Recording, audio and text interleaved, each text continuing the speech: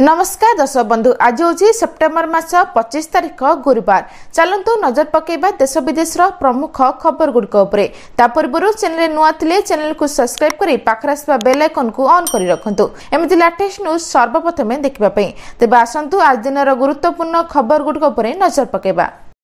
आज प्रथम खबर कर्मचारी को मिल 78 दिनर दीपावली बोनस। मोदी सरकार कले बड़ घोषणा।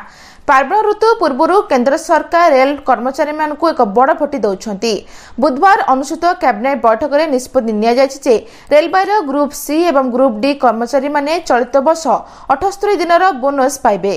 एही निष्पत्ति देशव्यापी लक्ष लक्ष कर्मचारी एवं सेमानक परिवार मुहरे हस फुटाई।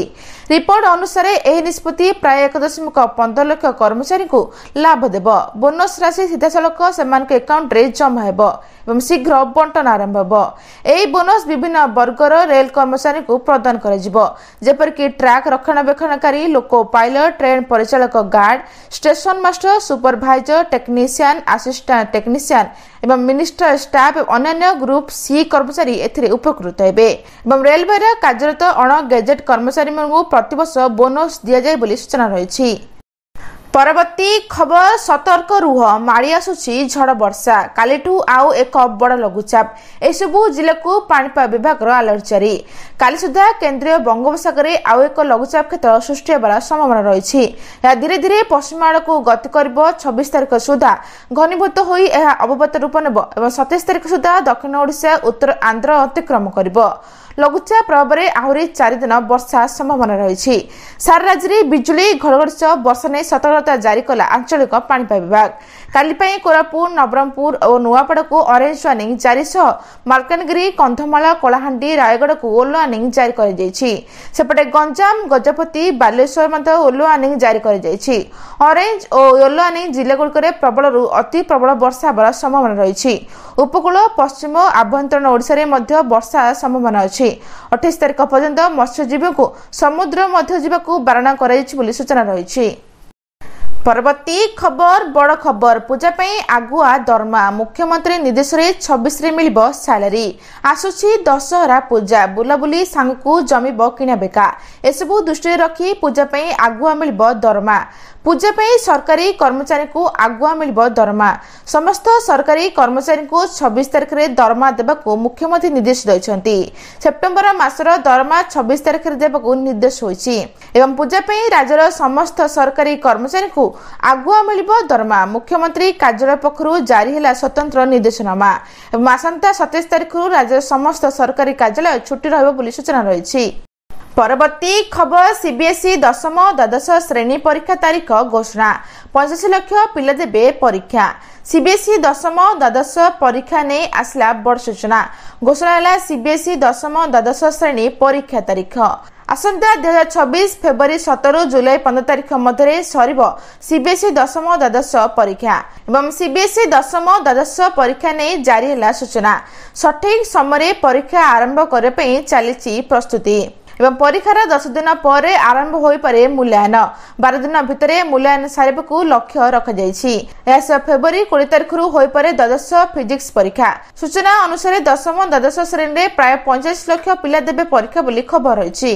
परवर्ती खबर दीपावली मिलिबो पीएम किसान टंका। जमी कागजपत्र नथिले भी मिलिबो टंका। केंद्र सरकार देले आश्वस्ति। केंद्र सरकार देशव्यापी लक्ष लक्ष चाषी आय द्विगुण करने लक्ष्य प्रधानमंत्री किसान सम्मान निधि योजना कार्यकारी करुछन्ते। एही योजना चाषी मानक आर्थिक सहायता प्रदान करे। एही समय केंद्र सरकार चाषी गुरुत्वपूर्ण सहायता घोषणा करछन्ते। केंद्र सरकार कहछन जे सीमांत राज्य गुड़िकरे जे चाषी मानक पाखरे चाष कागजपत्र नाही सेमाने एबे भी प्रधानमंत्री किसान लाभ पाई पारिबे। किंतु शर्त होजे राज्य सरकार निजे निश्चित करिवे सेमाने प्रकृत चाषी कि नुहे। देशर लक्ष लक्ष चाषी प्रधानमंत्री किसान सम्मान निधि योजनार 20तम किस्ती पाई सारिछन्ती। देशर लक्ष लक्ष चाषी 21तम किस्ती पई उत्साह सह अपेक्षा करछन्ती। प्रधानमंत्री किसान सम्मान निधि योजना अधीन रे चाषी माने वार्षिक 6000 टंका आर्थिक सहायता पाती। ए टंका वर्ष सारा 3टी किस्ती रे चाषी मानकू प्रदान करा जाय। प्रत्येक किस्तीर परिमाण 2000 टंका वार्षिक 3टी किस्ती रे जारी करा जाय बोली सूचना रही। परवर्ती खबर दिनक सुना बढ़ला रूपा केजी 1.5 लाख। आज भारतीय बजार 24 कैरेट सुना 1,15,370 टंका रही। सेपरी 22 कैरेट सुना दर 1,05,750 टंका छुई। सेपरी राजधानी भुवनेश्वर 24 कैरेट सुनार मूल्य 10 ग्राम पिछा 1,15,370 टंका रही बेले 22 कैरेट सुनार मूल्य 1,05,750 टंका को पहुंची। रूपार किलोग्राम पिछा 2,000 टंका वृद्धि पाई 1,50,000 टंका होइछि एवं गत 5 दिन में रूपार दाम 9,000 टंका बढ़ी। सेपरी मुंबई में 24 कैरेट सुनार मूल्य 1,15,370 टंका, 22 कैरेट सुनार मूल्य 1,05,750 टंका रही। नुआ दिल्ली में 24 कैरेट सुनार मूल्य 1,15,520 टंका और 22 कैरेट सुनार मूल्य 1,05,900 टंका रही सूचना रही। परवर्ती खबर रिटायरमेंट परे प्रति मासरे मिलिबो 15,000 टंका पेंशन। जानतु एलआईसी रो दमदार योजना विषय। आपणकर रिटायरमेंट समय हो गलान कि ताहाले करंतु एही काम प्रति मासरे मिलिबो 15,000 टंका पेंशन। हाँ आज्ञा, एलआईसी रो जीवन उत्सव योजना निवेश करी आपण अवसर परे मासिक 15,000 टंका पेंशन पाई परिबे। एही पेंशन आपनको आर्थिक सुरक्षा प्रदान करे, जहाद्वारा आपण वार्धक्य अवस्था कहा पाखरे हाथ पताइबे नहीं एवं आराम रे वृद्धावस्था काटि पारिबे। एही पॉलिसी सहित आपण आपणकर पसंद अनुसार 5 वर्ष रु 16 वर्ष पर्यंत प्रीमियम दे पारिबे। निवेश अवधि जेते अधिक हबो आपणकर पेंशन सेते अधिक हबो।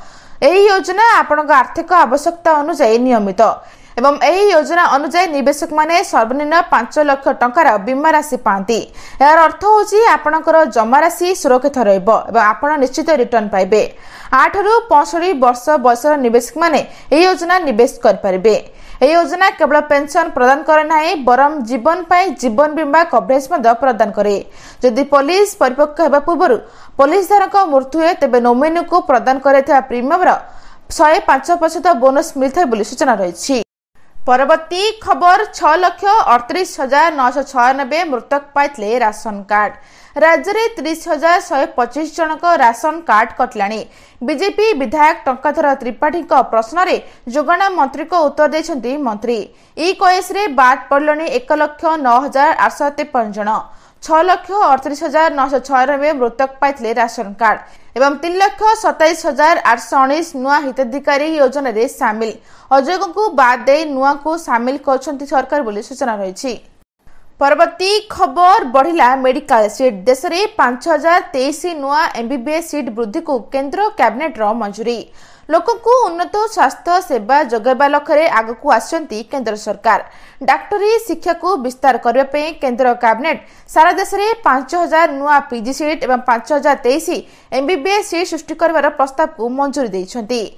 सांबादिक मानकू सूचना दे सूचना एवं प्रसारण इलेक्ट्रोनिक्स एवं सूचना प्रजुक्ति विद्या मंत्री अश्विनी वैष्णव कहते प्रधानमंत्री नरेंद्र मोदी अध्यक्षतार अनुष्ठित केंद्र कैबिनेट रे 15,034 कोटी टंका व्यय डाक्टर शिक्षा को विस्तार करने और सारा देश में 5,000 नुआ नूतन पीजी सीट और 5,023 एमबीबीएस सीट सृष्टि करने को निष्पत्ति नेछंती। से सूचना देछंजे प्रति सीट पर निवेश 1.5 कोटी टंका को वृद्धि पाइछि। वैष्णव यह सूचना देथिले जे हॉस्पिटल गुरुकरे उत्तम व्यवहार लक्ष्य विद्यमान सरकारी कॉलेज एवं हॉस्पिटल गुरुकरे अपग्रेड करा जिवो। गत 11 वर्ष मध्य चिकित्सा भित्तिभूमि अभिवृद्धि विषय कही केंद्र मंत्री कहते मेडिकल कॉलेज 109% वृद्धि घटी एवं यूजी सीट 141% वृद्धि होती पीजी सीट 144% वृद्धि होती सूचना रही। आज एतिकी दर्शक बंधु भिडियोटी भल लगे चैनल को गोटे लाइक करी सब्सक्राइब करी शेयर करबा जमा भी भूलंतु नहीं। रहुची नमस्कार।